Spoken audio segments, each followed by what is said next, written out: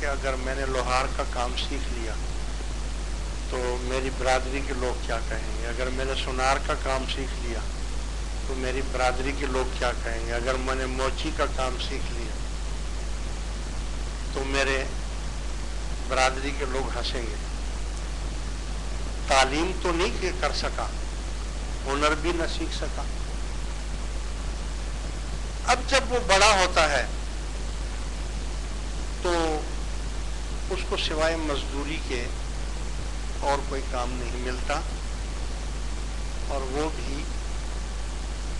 یہ نہیں کہے گا کسی کو کہ میں سید ہوں۔ اگر اس نے کسی کمپنی میں یا کسی کو درخواست دے دی کہ مجھے نوکری دے دو، میں سید ہوں، تو نہیں بابا، میں سید سے کیسے کام لے سکتا ہوں، میں بے ادبیاں کروں گا، میں بے ادبیاں کروں گا، یعنی میں سید سے کام لوں گا۔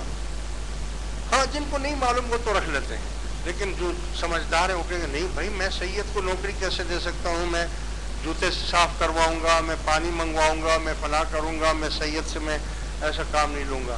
تو یعنی رزق کا دروازہ بھی ان پر بند ہے، نوکری والا دروازہ بھی ان کے اوپر بند ہے۔ اور جب علم ان کے پاس نہیں ہوتا ہے تو وہ چرسی موالی بن جاتے ہیں۔ یہ ساری ذمہ داری کس کے اوپر ہے؟ بولو بھائی، امت پر ہے نا، امت پر ہے نا۔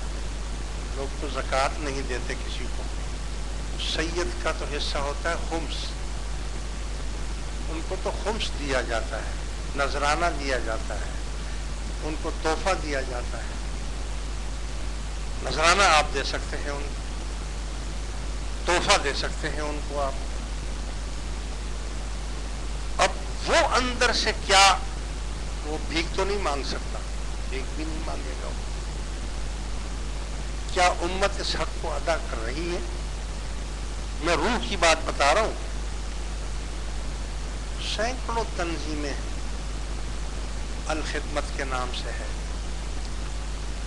اور ویلفیئر بنے ہوئے ہیں، قیدیوں کو کھانے کھلائے جاتے ہیں، یتیموں کو کھانے کھلائے جاتے ہیں، بیواؤں کو سلائی مشینیں دی جاتی ہیں، تصویریں کھنچوائی جاتی ہیں، اخباروں میں دیا جاتا ہے، قیدی فنڈ میں دیا جاتا ہے، زکوٰۃ وغیرہ۔ آج تک کبھی کسی امت نے یہ سوچا ہے کہ میں بھی ڈھونڈوں، یہ سعادات بھی تو اولاد حضور کی ہے، اور بہت ہیں اس میں بھی بیچارے، کوئی یتیم ہے، کوئی بیوہ ہے، کوئی غریب ہے، کوئی کم آمدنی والا ہے، کسی کے پاس کھانے کو نہیں ہے، اور عزت ایسی ہے کہ بیچارے وہ باہر بھیک بھی نہیں مانگ سکتے، نہ کسی کو بول سکتے ہیں۔ یہ فرض امت کے اوپر ہے کہ نہیں ہے کہ وہ آل رسول کو ڈھونڈے اور ڈھونڈ کر جا کر ان کی مدد کریں، اور وہ نہ زکوٰۃ ہو نہ صدقہ ہو بلکہ وہ نذرانہ ہو، اور ان کی خدمت میں پیش کیا جائے، ان کی ضروریات کو پورا کیا جائے، ان سے پوچھا جائے کہ آپ کو کس چیز کی ضرورت ہے، کیا آپ پر تکلیف ہے، آپ کے پاس مکان نہیں ہے، آپ کے پاس کپڑے نہیں ہیں، آپ کے پاس کچھ نہیں ہے، تو کیا امت یہ حق ادا کر رہی ہے؟ بولو بھائی۔ تو اگر نہیں کر رہی ہے تو پھر کیسے بولتے ہیں کہ ہم تو عاشق رسول ہیں، ہم تو جناب علی یہ ہیں، وہ ہیں، فلاں ہیں، ہم تو حضور کے لیے جان بھی دے دیں گے، اور ہم تو مدینے جا رہے ہیں، مدینے آ رہے ہیں، مدینے جا رہے ہیں، مدینے آ رہے ہیں۔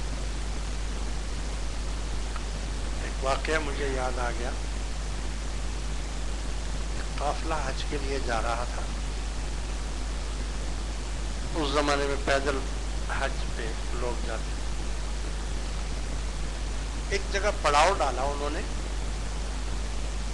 تو لوگ سو گئے، کوئی لیٹ گیا، کوئی کھانے پینے لگ گیا، کوئی کچھ تھا۔ ایک شخص ہے وہ باہر نکلا، ایسے چکر لگانے کے لیے باہر نکلا، تو دیکھا کہ ایک عورت ہے، ایک گدھا مرا ہوا ہے، گدھا مرا ہوا ہے، اور وہ عورت اس گدھے کے گوشت کاٹ کاٹ کر وہ گوشت جمع کر رہی ہے۔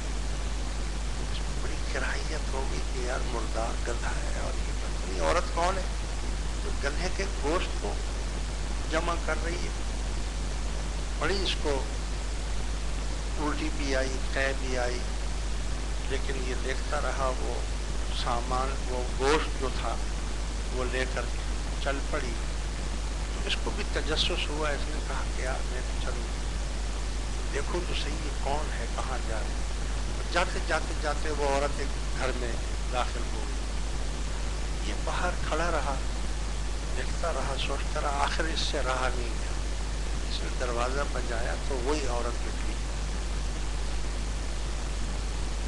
اس نے کہا کیا بات ہے؟ اس نے کہا بھائی میں نے دیکھا کہ تم مردار گدھے کا گوشت کاٹ رہی تھی اور تم لے کر آئی ہو، کیا تو اس کو پکاؤ گی کیا؟ کھاؤ؟ اس نے کہا کہ ہاں میں اس کو پکاؤں گا. کہ یہ تو بہت بری بات ہے، یہ تو گندی چیز ہے، مردار ہے، گوشت گندا ہے. اس نے کہا میں کیا کروں، میں ہوں سید زادی اور بیوہ ہوں اور میرے 3-4 بچے 3 دن سے فاقے بھوکے. 3 دن کے بعد حرام بھی حلال ہو جاتا ہے. میں نے اس لیے میں یہ گوشت لائی پکاؤں گی کھلاؤں گی. بھیک تو نہیں مانگ سکتی میں کسی سے، نہ کسی کو بول سکتی. اس کو بڑا اس کا بڑا رنج ہوا اور وہ دل میں بہت پشیمان ہوا. اور اس نے اس کو کہا کہ یہ گوشت آپ پھینک دو. میں حج پر جا رہا تھا، میرے پاس 600 دینار ہے، یہ 600 دینار آپ لے لو اور یہ گوشت پھینک دو اور بس میں حج پہ نہیں جاؤں. تو واپس آ گیا. واپس آ کر اس نے ساتھیوں نے کہا کیا بات؟ بولا بھائی بس آپ لوگ جاؤ میں نہیں جاؤں. کیا ہو گیا آخر؟ بولا بس گھر چل پڑا. اپنے واپس آ گیا گھر. جب اس کے وہ ساتھی حج پر گئے، وہاں حج کر کے واپس آئے تو سب لوگ آ کر کبھی کوئی آ کر مل رہا ہے، کبھی کوئی آ کر مل رہا ہے اس سے. تو ایک شخص اس کے پاس آیا اور اس نے کہا کہ بھائی یار تم کمال آدمی ہو، وہ عرفات میں تم نے مجھے یہ تھیلی جو دی تھی، وہ تھیلی پھر میں تمہیں ڈھونڈتا ہی رہا، تم مجھے ملے ہی نہیں، اور یہ امانت تمہاری میں لے کر پھر رہا ہوں وہاں عرفات کے میدان سے لے کر. اس نے کہا میں نے کب تمہیں دی؟ کمال ہے، تم ہمارے ساتھ تھے، ہمارے ساتھ تم حج پر تھے نہیں. اس نے کہا میں تو نہیں تھا حج پر. اس نے بولا بھائی یہ اپنی امانت پکڑو، پھر جو مرضی کرو، تم کیسی باتیں کر رہے ہو. جب اس نے اس کو کھولا تو اس میں 600 اشرفیاں تھیں، سونے کی 600 اشرفیاں تھیں اس میں. یہ بڑا حیران ہو گیا کہ یار میں تو حج پر گیا نہیں ہوں، یہ لوگ کہہ رہے ہیں کہ تم حج پر تھے، یہ کیسی بات ہے. وہ سو گیا. جب سو گیا تو رسول اللہ صلی اللہ علیہ وسلم تشریف لائے اور کہا کہ بیٹا تم حج پر تو نہیں گئے تھے، لیکن یہ تھیلیاں میں نے، اللہ تبارک و تعالیٰ نے تمہاری شکل کا، تمہاری صورت کا ایک فرشتہ پیدا کیا ہے، اور وہ تمہاری جگہ حج کر رہا تھا، اور قیامت تک وہ تمہارے لیے ہر سال حج کرتا رہے گا.